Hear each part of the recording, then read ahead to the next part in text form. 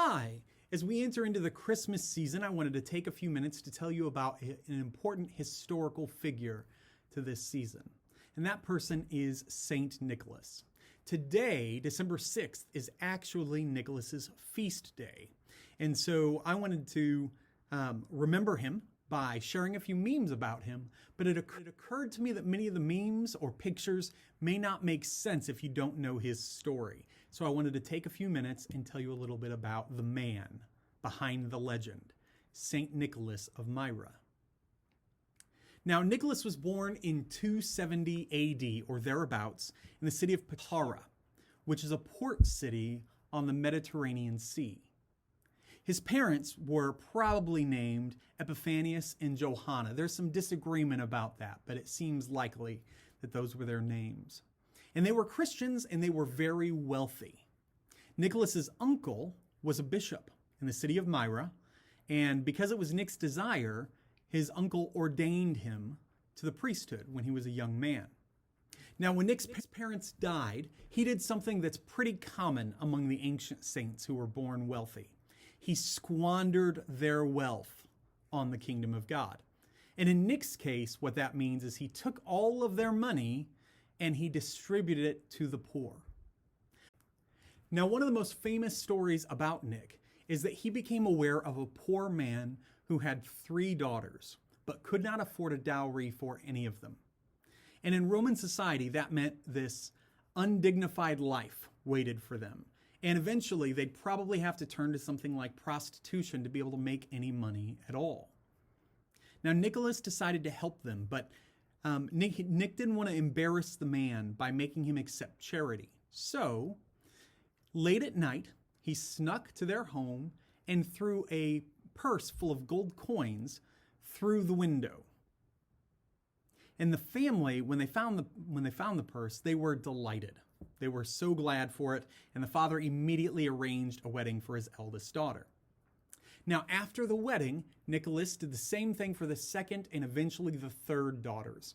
And it was on that night that he gave the coins for the youngest that he was caught, because the girl's father had been waiting up, expecting him. And when he found out who it was, he fell down on his knees and thanked him. But Nick made him swear never to tell anyone who had done the deed. Since we have the story, it seems likely that the father did not hold up his end. Later, Nicholas visited the Holy Land, and there are stories of God performing miracles through him on that trip. I encourage you to look them up. They're kind of neat. But while he was away, the bishop of Myra died.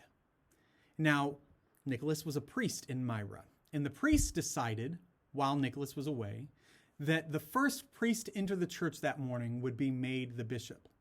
Now that sounds crazy, but these kinds of stories happen in the early church. People were not often aching to become the bishop. It was sometimes a dangerous and always a difficult job, and it often prevented a person from pursuing the holy life that they wanted to pursue because of all the administrative concerns that came with it. So Nicholas, not knowing about the agreement, coming back from the Holy Land, came to the church early that morning to pray. Sometime shortly afterwards, after he was made bishop, he was thrown in prison during what's called the Great Persecution under the Emperor Diocletian. He stayed in prison until Constantine became emperor and ordered the release of people that were imprisoned for being Christians. Now in 325, Nicholas attended the First Council of Nicaea. And this is my favorite Nicholas story. I'm just delighted by it because it's so unexpected and it's so surprising in the life of a saint. It's a story where Saint Nicholas, consumed by his love for Jesus, felt the need to punch a heretic. Now, some people think that this event didn't happen, but I think it did, and here's why. Several people kept lists of all the bishops that came to the council from all over Christendom. Now, all the most reliable lists have St. Nicholas of Myra on the rolls. But what's strange is that he's never mentioned by any of the famous discussions about the council. And I think there's a good reason why. So the big argument at the Council of Nicaea was over the nature of Jesus. Does Jesus have the same nature as the Father? Meaning that God is something like what we call the Trinity. Or is he a creation of the Father, lesser than him, and not part of the Godhead? In other words, was the relationship between Jesus and the Father what was called homoousia, which means that they had the same nature, or were they only similar in nature, with the Son having a lesser nature than the Father? This disagreement went on for months. Arius was the priest who led the group that believed that Jesus was less than the Father. Apparently, at some point while Arius was giving his arguments, things got heated and tense.